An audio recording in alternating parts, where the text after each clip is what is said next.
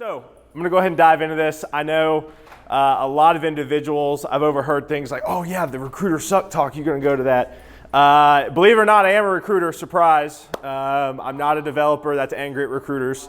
Just a background about me, just so you know kind of where I come from and really how I formatted this session and ultimately kind of my background so you know where I'm coming from. So I work for a company called Vaco.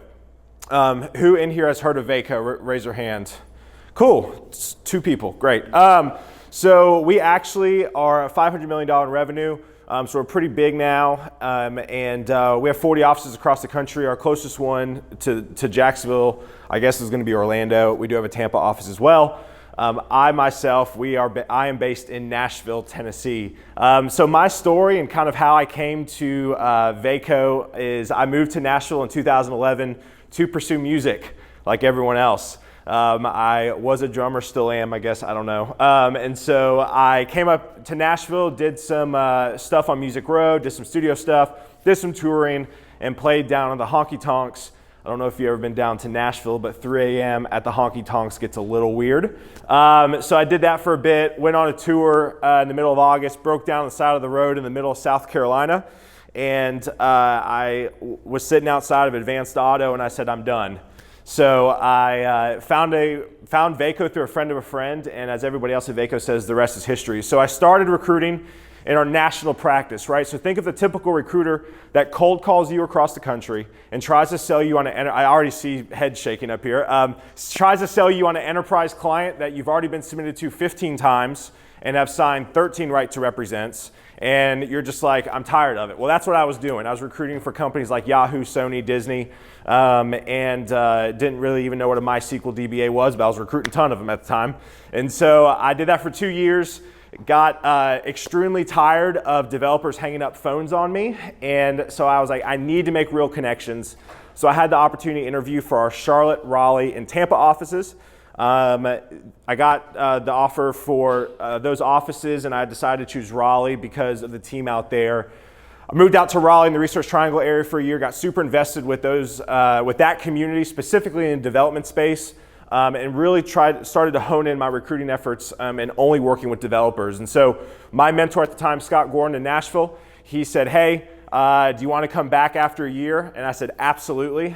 My brother also moved up there as well. He's a product owner at Ticketmaster. If you hate Ticketmaster, I will direct all emails to him after this talk. And so I've moved back to Nashville. Since I've been in Nashville for 5 years, I've helped scale our team from 7 to 21. We have 11 recruiters that I manage. I also try to do my day job of recruiting software developers and then also speak at conferences. I spoke at a handful of conferences last year. I was elected VP of the .NET user group, which is the 3rd largest user group in Nashville of about 55 active members a month.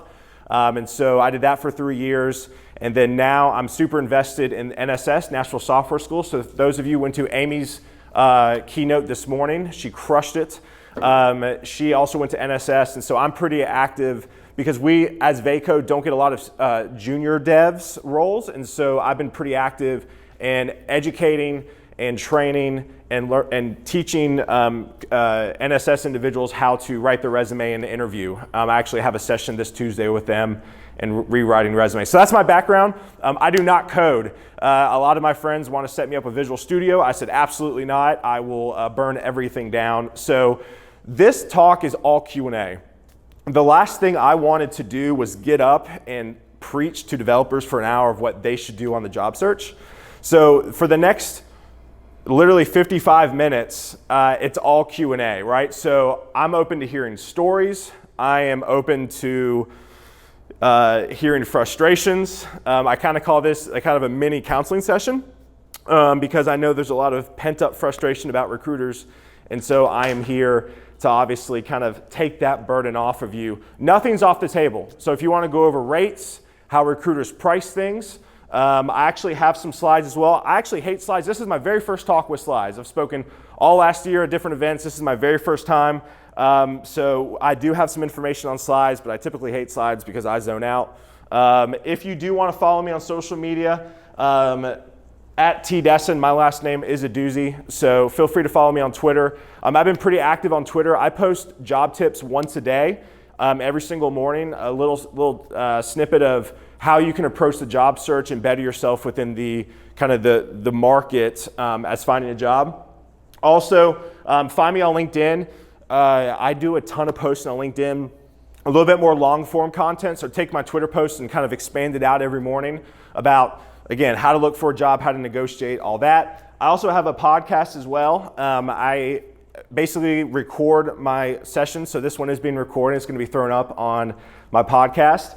I've also interviewed dev managers and developers alike on how they found their jobs and what tools they leverage to land their jobs, and also what hiring managers look for as well. So again, my goal in this session and also on my podcast is to allow people to really leverage my information as a resource for them and ultimately not use me, right? I give away all my secrets. So at the end of the day, you don't have to use me on the job search or any other recruiter, it's actually paid off dividends at this point. So all that being said, that's enough about me rambling. I hate talking. I'm actually a huge introvert, which is kind of funny. Pete, for those of you who know him, he's actually drugged me around this entire conference to introduce me to people because I actually hate talking to people. So surprise, I'm kind of weird like that. So all that being said, let's go ahead and start the questions. Again, yes. Okay. Here we go. Sign-on bonuses, what companies have them? What typically do they work like?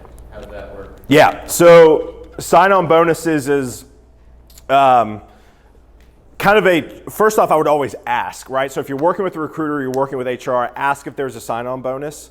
Some companies offer it, some people don't. I would say, again, what I'm coming from, right, is up in Nashville. So, and again, I'm only one piece of the puzzle in Nashville, so I'm always very careful to not have developers come out of my talk and be like, well, Taylor in Nashville said this is what the market does. Like, nope, don't want to do that. So to let you know, what I see in Nashville is it's not a ton of sign-on bonuses, but it does happen, and I would always ask if that is an option. And if the recruiter does not know, he or she should go find it out for you. I typically know if our clients are offering any sort of reload or sign-on bonus, but that absolutely should be a question to ask. I don't know if that answers your question or not. It happens, sometimes it does, sometimes it doesn't, but I would always ask it every single time. Yes? Often it can be disguised in like the form of a reload bonus or reload award or something like that too. Yeah, I mean, companies kind of have different ways of packaging it. I literally, one of my friends got an offer for a data science role in Nashville 2 days ago. And he got a sign-on bonus from that company, right? So, but then another company I know of is offering him kind of more of like, stay a year. It's kind of more like a reload type of situation, right? Even though he is local, like you got to stay a year, you got to pay it back. So again, always ask the recruiter or the HR person at the company if that is available to you. Yes? How many pages do you recommend a resume be at this point? Boom! That's a good one. So there's a few areas of this talk that I'm pretty passionate about. One is the resume format, right? So that being said, let me use one of my templates, even though we're going to go out of order. Don't look, everybody close their eyes. There's cats, boom. So here's a resume template that I send to all of my developer friends. This is available, so shoot me an email after this talk or shoot me a DM on Twitter. My email is taylor@vaco.com. It's pretty simple. I got IT to take out my last name because nobody could spell it. So here's a resume template that I would highly recommend for you to use. Again, this is just what I use with all my developer friends. I would say no more than 3 pages. But again, I'm just one person. There's going to be different people that say different things. I want to kick the guidance counselor in the shin, hence why my podcast is named Guidance Counselor 2.0. I want to kick the guidance counselor in the shin, whoever said resume should be 1 page and that's it. I think that's absolutely ridiculous. I think if you are younger in your career, there's no need to like fluff up your resume for 5 pages. However, if you've been in the industry and been in as a developer for 3+ years, a solid two pages would be great. Anything more than 5 years, probably 3 pages. But if you follow this format, this format I would say 99% of the time gets hiring managers' attention that I work with, and they get interviews. I've noticed if I don't format resumes like this, it's not as quick as the hiring managers don't move as fast. I don't know what it is, but I've had great success with this. But if you get really specific on using it as a summary of what the company does or what the application does, get very specific in bullet points, and then recap with the technical skill sets at the very end, your resume will be very clear, concise, and you won't have to take up 3 to 4 pages. Whoa, yes? I'm looking for a job. Suggested. Do you want to come to Nashville? No. Okay. That's okay. It was suggested to me that a current resume should be more like a cover letter with information, because people look at LinkedIn and other things like that. Because I've been putting out 2-page resumes, but I'm not getting a lot of feedback. Mm-hmm. So how do you feel about that? A cover letter? Right. So I think recruiters today are the new cover letters in my mind. Working with a recruiter is going to allow them to sell you with all of your accomplishments instead of writing it out on a piece of paper. And then the recruiters, if they take the time to know you, they should be able to hit the high points. And when they submit you to a position, they should be able to sell you enough. And so, but it brings in a human element instead of a paper element. So that's my first suggestion. And second suggestion, LinkedIn profiles are really important. I'll get to that on the next slide. That's one of my other things I'm really, really passionate about. So I'll show that in a second, how to format that, okay? Yes? I mean, as a hiring manager, if the resume is more than 3 pages, I'm never going to look at anything plus 3 pages. Thank you for affirming me. So when we're hiring for senior developer positions right now, I get like 20, 30, 40 resumes per position. I've got finite time. If I need to see broad strokes up front on the first 2 pages, your most relevant work experience, what you're skilled at, and I'm just speaking for myself personally, but I don't have time to read War and Peace for a candidate. I had one candidate this round had a 17-page resume. He's been 30 years experience, but is absolutely incredible. So strive for brevity, but be precise. Is for me personally, and also keep your LinkedIn updated and take the dumb crap off your social media accounts that's public facing. Because if I like you, I'm going to Google you. He's actually leading my talk from here on out, so that was great. That was awesome. Sorry, just as a side note though, Yep. you also see, because I've seen a lot of resumes that are, it's like I was CTO of this and this and this, and I have a 1-page resume with no skill set, and I'm applying for a developer position or whatever. It's I tend to ignore titles because everybody's Yes. been the utmost senior developer in their company. Everybody's got every title. So for me, the resume is just, am I going to get you on the phone and do a verbal resume with you? It's just a verbal phone interview. That's all. But I also say this too, real quick. Sorry for interrupting you. I would absolutely make your resume a living, breathing document. In that, it needs to change. So let's say you're a full stack .NET engineer, right? And you've done some, Vue and React on the front end, and you want to move more into the UI side of things. You need to bring out more of your UI projects on your resume and take off the little bit of back end stuff. But don't lie. But don't Let's be lie. honest. Yes. Don't embellish. But those ones I've seen where you've got like 30 years experience and it's like, 2 paragraphs, it just feels like It's not good. you must have done something more than this in 30 years. Yes, they should attend my talk. Yes. And they should. Down too far. Yeah. Again, right? You want content. It's just like you said. You don't want fluff, but you want enough to tell a story, right? I have learned in recruiting, and the other recruiters in here can vouch for me. It's about storytelling, right? So a lot of candidates are like, well, what if I leave this job? What if I leave that job? If you can adequately communicate why you left, and there's a story there, then that's fine, right? But you need to be able to tell that story through your resume. Yes. For resume, Word or PDF? I mean, it doesn't matter. I mean, for us, we do Word documents because I slap on that. So we take off the contact information because we have had hiring managers go around us and try to snake our candidates away.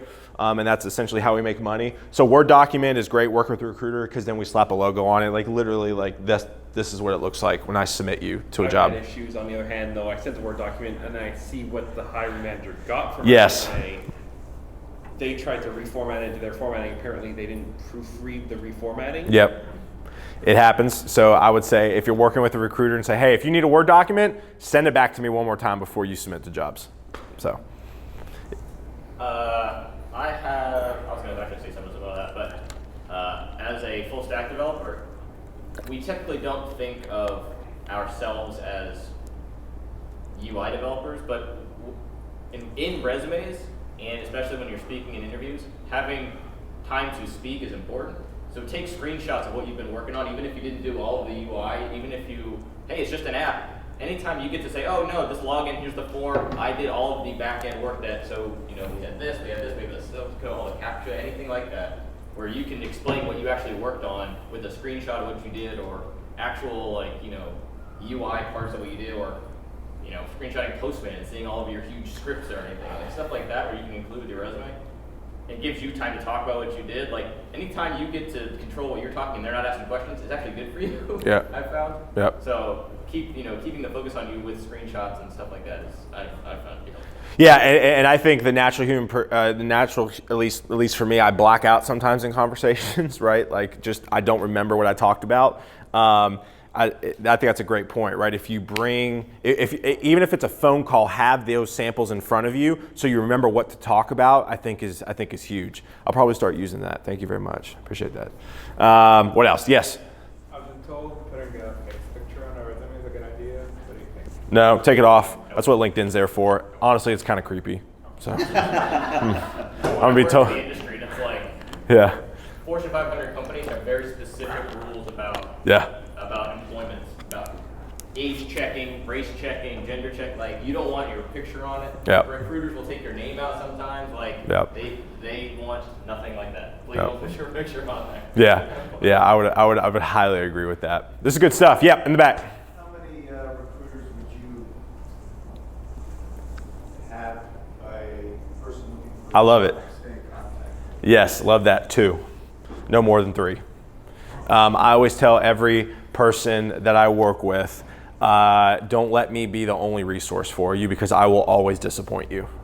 I think if one developer puts too much faith in that recruiter. Now, I've had some developers, they're like, I'm only working with you, and I'm like, okay, just know that Vaco doesn't work with everybody in Nashville. So 2 usually covers a lot of ground. If you're really desperate or just love free lunches, 3. Because us recruiters will always buy food for you. Yes? Negotiate on salary. Yeah, so this is a good one. So if you follow me on LinkedIn or Twitter, you will know that partnering with a recruiter has many different benefits. The one big one is to know what salaries are in the market, especially for your skill set, right? So if you're getting called for a bunch of 100K gigs and you're priced at 75, like, it may be time to renegotiate. I think really ask a recruiter who has been in the market for a bit. So I call it the 2 and 2 rule. So this is one of those things where, like, if you get anything out of this talk, this is one of them. This is loose because I got a bunch of heck from my team when I put this on social media. I would advise or recommend you work with a recruiter that's been with the same company for more than 2 years and in the local market for more than 2 years. Reason is because most recruiters have to bounce every about 2 years to get any sort of compensation raise if they're not killing it on the how we place people. And so if you find a recruiter who's been at the same company for multiple years, they're probably pretty legit. And if they've been in that local market for multiple years, they know the market and what the pricing is in the market. So, like, for me, I've been in Nashville for 5 years. I'm still learning things. Right? Like, there's one girl I work with, she's been in the market for 10 years. She knows more than me, right? And so I would absolutely kind of connect with the recruiter first that you trust, that you've met with, and that can be your resource for salaries. Because I'll shoot people straight, like, hey, you're too overpriced, or hey, you're actually not getting paid enough. And being able to have that open dialogue with the recruiter is just invaluable from a job search perspective. I mean, tagging on to that, I mean, hiring people through recruiters, what you just said, it's really awesome to me when I can deal with the same person from an account management and recruiter point of view 100%. as a hiring person, because it's really frustrating. And there's a couple companies here in town, I get like a monthly call, hey, I'm now the guy in charge of, for Bob Smith Recruiting, I'm gonna handle your account now. And it's a monthly occurrence, and it's really hard to develop a relationship when you invest in it, when you know that person's not going to be there in 2 or 3 months and they don't know your business and they don't know what you're looking for. So I tend to gravitate towards the companies that have longevity in their Correct. with their recruiters and their account managers, and I've ended up hiring everybody we've hired through really one company here Yep. in town, just because their guys stay in place and they know the market the Absolutely, 100%. And so I'm going to say this too. This is another key takeaway that I would advise you to take away from this talk. Stop submitting your resume to postings all around town. Re-engineer your job search. Start with the recruiter. Vet recruiters first, and then let the recruiters work for you. I'm sure every recruiter in here is going to be like, praise the Lord, because we lose out so many times representing candidates because they blast their resume all over town. And once the resume is in their HR portal, for the most part, we lose the right to represent you, thus causing you to not maybe have the one-up using the recruiter in the job market. So if you get anything out of it, the 2 and 2 rule, and dadgummit, stop submitting your resume all around town, because if you send a bunch of DMs out on LinkedIn and Twitter to recruiters and vet the recruiters first, your job searches are going to go by so much faster and so much easier. Yep. How do you get in that HR pool type thing, but the recruiters who reach out to you about something that you posted somewhere 3-4 years ago, your job title and job expectations completely changed, and they're still reaching out to you about because you submitted through them once? Yeah. There's no silver bullet to stop that, unfortunately. Because you did like a PHP side project 10 years ago, you probably get called for senior PHP. Yeah, exactly. So I would keep so I've been pretty passionate. One of my podcast episode, I interview a senior React engineer that I'm good friends with at Eventbrite up in Nashville. And we talk about how leveraging social media in your job search. How many people in here actually have a Twitter that they use consistently? Raise your hand. What? I got goosebumps just now. All right, so listen, here's another thing. I would absolutely get on Twitter and start networking over Twitter. Twitter is I've become really bullish on Twitter over the last 90 days, and it's paid dividends. And you can keep up with market trends. As recruiters, right, I follow a bunch of developers, so I can say, hey, did you hear about, I don't know, Azure's latest feature on blah, blah, blah, and developers love that shit, don't y'all? Yeah, exactly. Right, and then so the other side of things too is from a candidate perspective, network with other developers in your city over Twitter, right? Twitter, I DM people all the time. A lot of people don't respond back, that's fine. But leveraging Twitter is huge, and also LinkedIn. How many people get on LinkedIn at least once a day? Raise your hand. That's a little better, not great. Again, LinkedIn's huge. Right now, LinkedIn's reach, and I take a lot of my content from Gary Vaynerchuk. I don't know if anybody knows who Gary Vaynerchuk is, so if you hear some similarities, I want to give him props for this. But LinkedIn's organic reach right now is ridiculous. I post one thing a day, one long-form blog post a day that averages 2,000 to 5,000 views per day.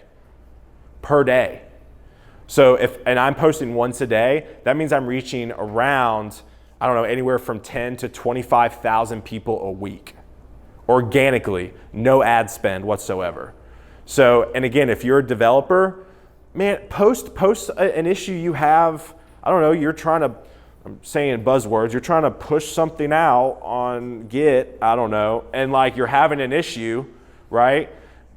Post about that issue on LinkedIn. I'm telling you, you're going to start a lot of real and open and honest conversations over LinkedIn that's going to really fuel your network and allow you to become more marketable in that local market. What else? This is good stuff. Yes? What's your advice to hiring managers for recruiters? I have a lot. Trying to put it nicely. So I think use 2 firms and that's it. right? So if you're a hiring manager, I would use 2 recruiting firms, at most 3, kind of the same way from a job search process, from a candidate perspective. And for me, I would, if you're going to use recruiters, rely on them to vet and speed up the interview process. I've lost so many candidates to people because managers are like, oh, this person's great, but this is the first person you sent. Yeah, I know. That's why I'm good at my job. So hire him, right? Instead of like seeing, I need this water back. Because so many hiring managers are like, no, this person's great, but we're just going to wait. Like literally, I texted a senior engineer that I know at a client in Nashville the other day, and I go, hey, like he isn't the hiring manager, just a lead. And I said, hey, I have 3 devs right now. Texted me in a week and a half later. He goes, are they still available? I go, nope.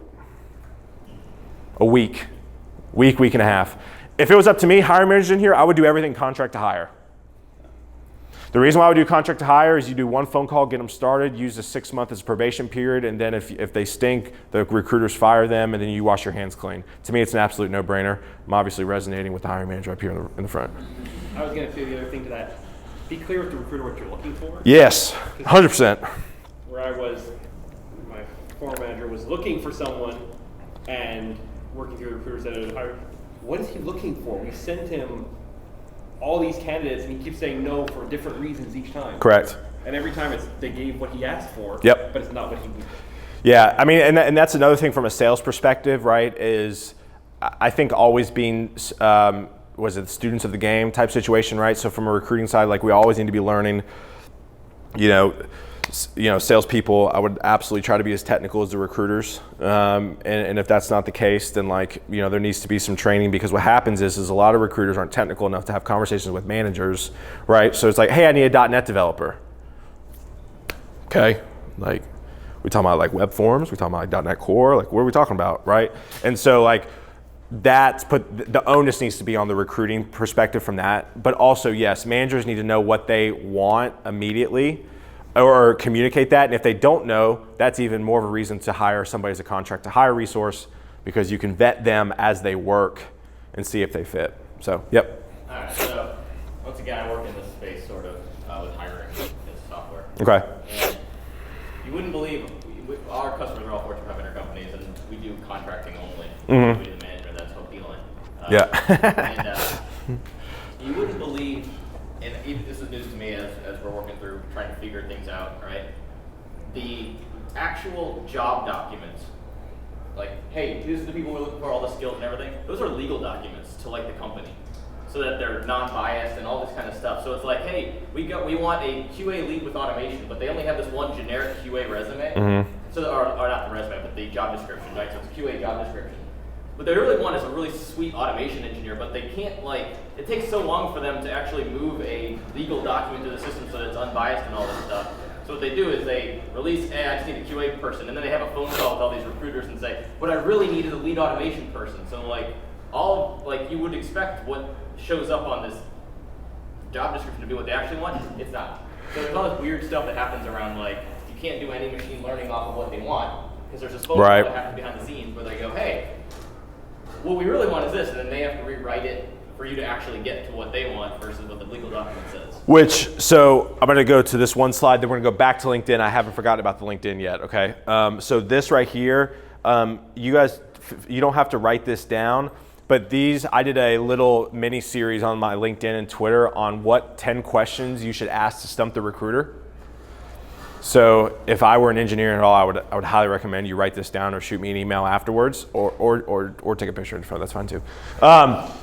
So when we qualify a job order within our team, we have all this information. And I've had an engineer in Nashville. He worked with 2 recruiters. He sent the recruiters these questions, radio silence. The recruiters couldn't answer them. Like, this is legitimately sharing my secrets. And as a developer, if you get a job order, you need to just go ahead and have this prompted on your email as a signature and just send it to the recruiter. Because I will tell you, 90% of recruiters probably won't be able to answer all these. Now, if they can't answer them on the spot and they go, I'm gonna go find them, fine. But these are all the questions. I've been pretty bullish about this. And like I said, I put this on LinkedIn and it spread like wildfire in Nashville. And so I would highly recommend that you use these questions. I actually feel I've had more trouble getting the first 6 answered than the last 4. The first 6 answered? Yeah. The last 4 I tend to be told before they even know what the job is. Oh, good. Yeah, so the big thing is asking the recruiters like their relationships with the company, right? So if it's contract to hire, you're not super stoked about contract to hire, ask the recruiter, hey, how many people have gone perm out there with that team? He or she should be able to tell you, right? I mean, we have one team at a huge client in Nashville. My team has pretty much placed their entire dev team, all contract to hire. So when I closed a new developer with that team over the weekend, and it's like, hey, listen, he wasn't super thrilled about contract to hire, and we talked through that, and I said, listen, the lead hiring is a guy I placed there as a contractor. Now he's gone full time. So if the recruiter can't explain that to you or have that conversation with you, I would move on to another recruiter. That being said, let's go over LinkedIn real quick. So, and by the way, the 80s inspired stuff, Pete and I share a passion for 80s. So that's, that's not planned because we're at Code on the Beach and it's 80s themed. I actually love 80s. I grew up in the wrong decade. So this is actually a friend of mine. He's in Raleigh. I'm sure he'd be fine if I gave his name to y'all, but I took it off. He actually paid somebody to write his LinkedIn. I got pissed off at him because he didn't use me to write it for him. I would have done it for free, but that's fine. Still not mad. So essentially, I say this is the absolute best way to write a LinkedIn. I would say it's probably even a little too much, but what I really, really like about this is as a non-technical guy, I can read this stuff up here, and then this is like super nerdy, right? So for the hiring managers, like they know what all this means, right? And same thing here, right? Again, contract assignment was a hands-on manager, full stack developer, set application or set direction for their ATS. So again, right? It's broad and then it gets specific, just like your resume should be written. I don't think a lot of people should I just copy and paste my resume to my LinkedIn? No, I think it needs to be 2 different things. I think this needs to be a little bit more personalized, or you could say even a little shorter too, right? I'm fine with the LinkedIn just being 2 or 3 sentences, speaking super high level about what you're doing, like you're talking to your mom or dad. And then 2 sentences, 1 sentence outline, like, hey, I work for a company that is like Uber, but for pets. And then the second sentence going, I'm a full stack .NET engineer focused on the front end with Vue.js. And then the third sentence is my full entire tech stack that I use is .NET, Vue, blah, blah, blah, blah. I think that's a perfect way to write a LinkedIn as well. So anybody can pull up that information and search on it easily. So also search feature as well, recruiters. We recruit on all these like buzzword stuff. Azure Service Fabric, Web API, like if I need a developer that has heavy API, I'm plugging in API to the search string that we use on LinkedIn to find your profile. So that's why, going back to what you were saying about old stuff, you gotta keep your like social, digital media resumes tight with specific verbiage that you want searched on.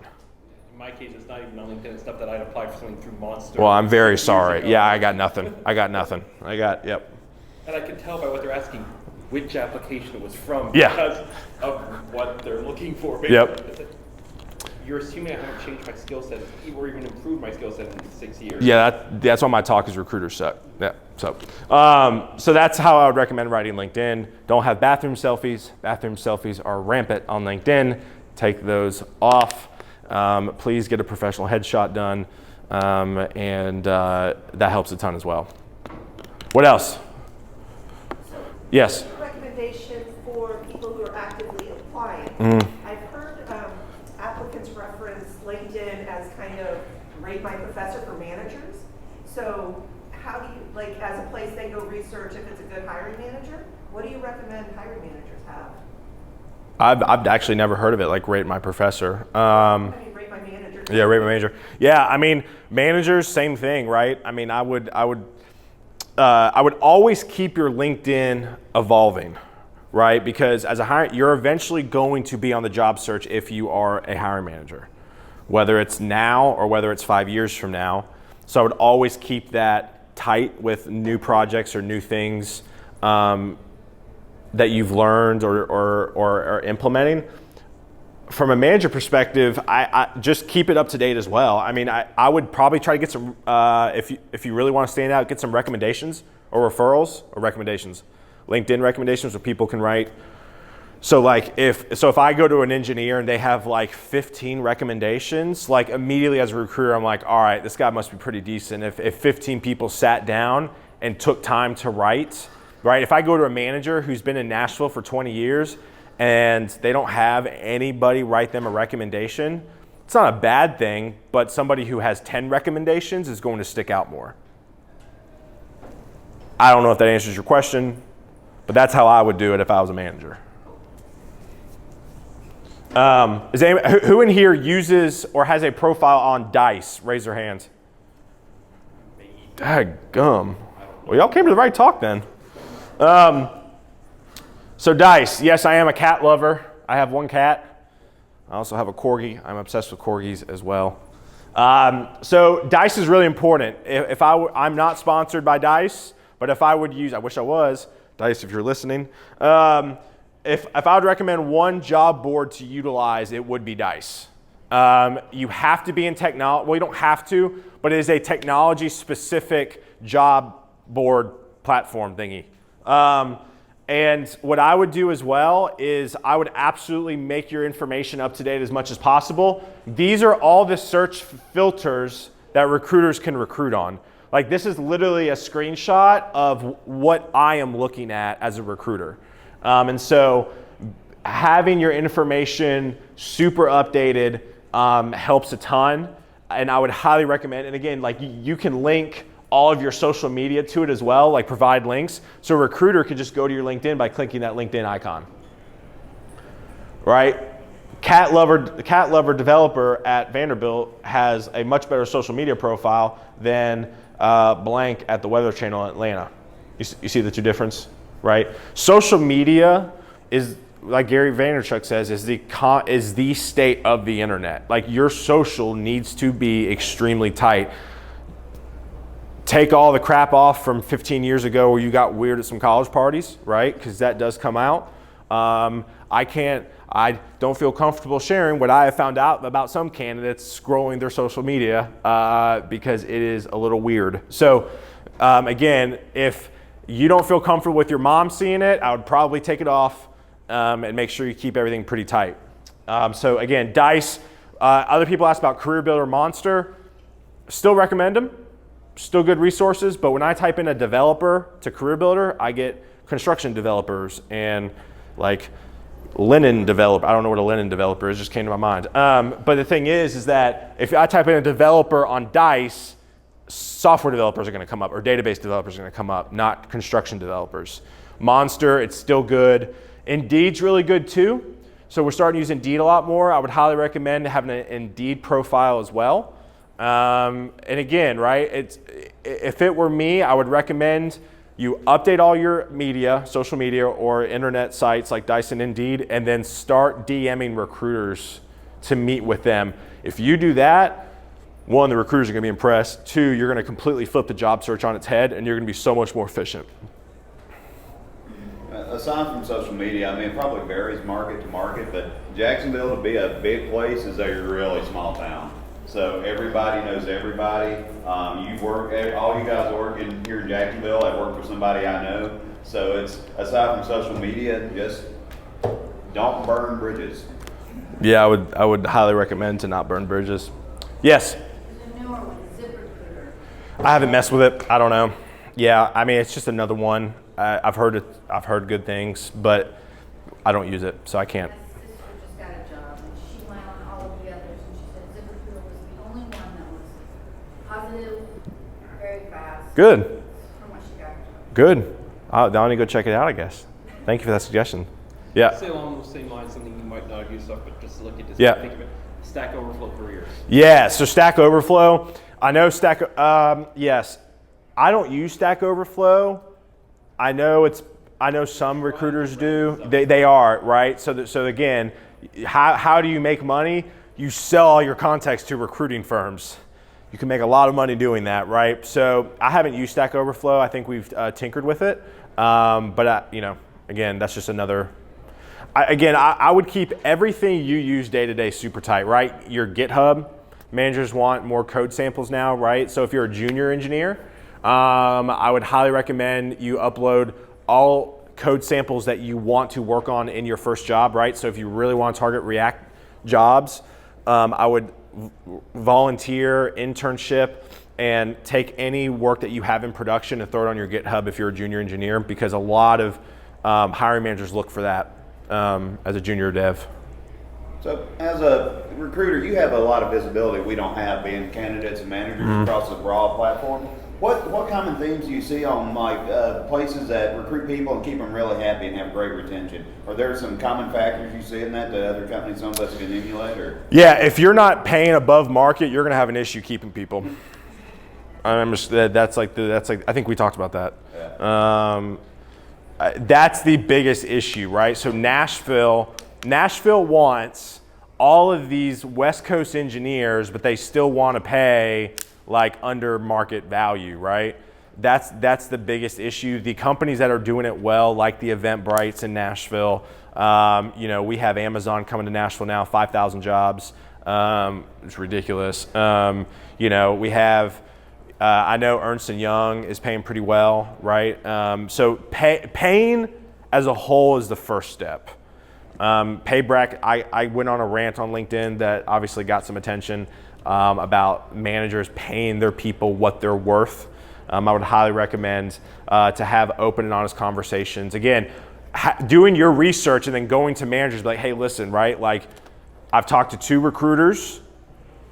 Here's where I'm at, right? I have conversations with my brother all the time about where he is at versus, because he gets LA price bracket in Nashville, so he's above average for kind of his mid-level career.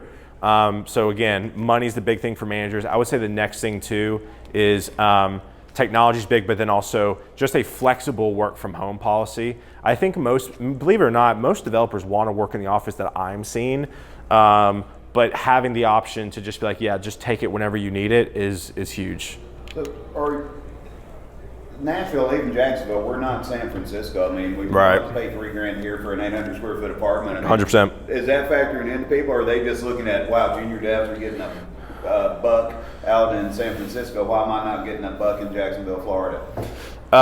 You talking about like reloading people out here? No, I'm just talking about the salary comparison Yeah. between East Coast and West Coast. I mean, the numbers are obviously different, but the cost of living is radically different too. It's just Right. a lot cheaper to live here. Salary goes further.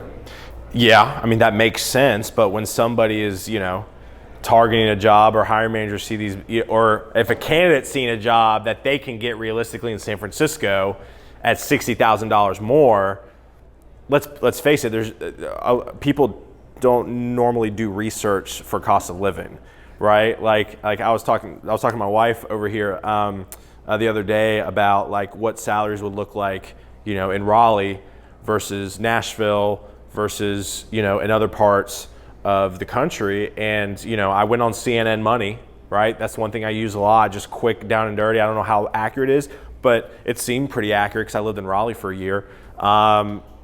People just don't do the research. So they just see dollar signs like, well, I can go over here. It's like, yeah, I get that, but like you're literally going to be living in like a 600 square foot apartment. Like, pass, right? So what else? This is good stuff. We got 15 more minutes. You guys are free to leave now if you want, but I also know that it goes over pretty well from a question. I mean, the questions have been great, so I don't know if there's any other burning questions. If you want me to pull up any more slides, yep. How do you guys do markup with contracting and contract to hire, that kind of stuff? Yeah, for sure. So markups, that's always a fun one. I've had a lot of developers try to stump me on this one in the past. So it depends on the client, right? So we have one client that's a set markup, right? So the markup's 45%. So whatever I pay you, I have to only mark it up 45%, right? And then in other companies, it varies. I don't have a set number. What I try to do is I try to make sure you get a raise, you're happy, and it makes sense business-wise for me, right? So if you really want 60 an hour and I give you 65, does it matter what the bill rate is? Now, I will tell you, that's where you got to build a relationship with the recruiter, right? Because a lot of recruiters try to jack your price point down and get that margin bigger. I will tell you that there's usually room to negotiate, and if a recruiter's not willing to negotiate, right, red flag. I usually tell my people, like, this is legitimately the best, and I try to overpay because the market is so competitive. Recruiters, for the most part, do not want to underpay too much because then you're just going to bounce for a few more bucks. So we want to keep it honest. But at the end of the day, like, have open conversations, right? Like, one of my dudes that I place at a one contract gig at 68 an hour, I can only pay him 62 an hour for this one. But I've placed him 3 times now, so he knows how I do business, right? Again, it's valuing that recruiter relationship that just legitimately will take your entire career to the next level because you'll know all these intricate stuff, right? That's my question about markups. 45% on some, open-ended on others. What else? Good deal. Well, you guys are free to go. Thank you again for coming out. There's great questions. I know the second session, everybody wants to like go to the beach or have lunch. I'll stay to answer questions. Find me, like I said, on Twitter, on LinkedIn, podcast. Shoot me an email, taylor@vaco.com. And again, thanks, y'all. Appreciate it.